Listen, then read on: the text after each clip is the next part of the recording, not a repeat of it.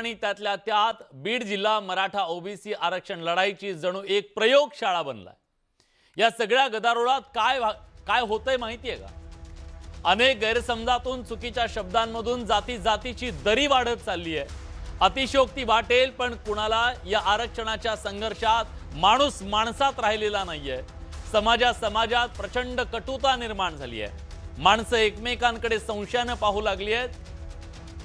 हे ऐकीव नाहीये, ही वस्तुस्थिती आहे। दोन्ही बाजूला अशी अनेक माणसं आहेत जी विनाकारण या सगळ्यामध्ये होरपळतायत, भरडली जात आहेत। यात शेतकरी आहेत, व्यापारी आहेत, नोकरदार आहेत, पत्रकार आहेत, राजकीय नेते मंडळी सुद्धा होरपळून निघतायत। एवढंच काय, शाळेतली नकळती पोरं सुद्धा जातीच्या विखाराचे बळी ठरतायत। हे सगळं महाराष्ट्राच्या हिताचं नाहीये। कुणी एक यात दोषी नाहीये।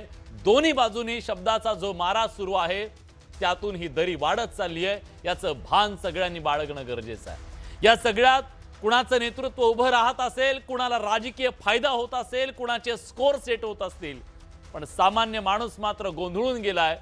घराला घर, दाराला दार आणि भिंतीला भिंत असं गावगाड्यातलं नातं दुभंगतंय। हे सांधलं जावं यासाठी प्रयत्न होताना दिसत नाहीयेत।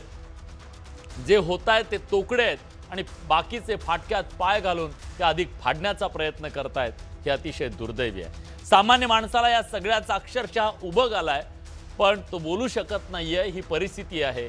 पण हे सगळं पूर्वपदावर येण्यासाठी सामंजस्याची भूमिका आणि पुढाकार आवश्यक आहे।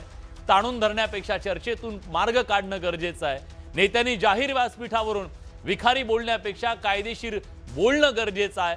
अनेकांना हा माझा भाबडेपणा वाटू शकतो कदाचित, पण हे वेळीच थांबलं नाही तर हा विखार या महाराष्ट्रातला एका विचित्र वळणावर जाऊ शकतो। याचा सगळ्यांनी विचार करणं गरजेचं आहे।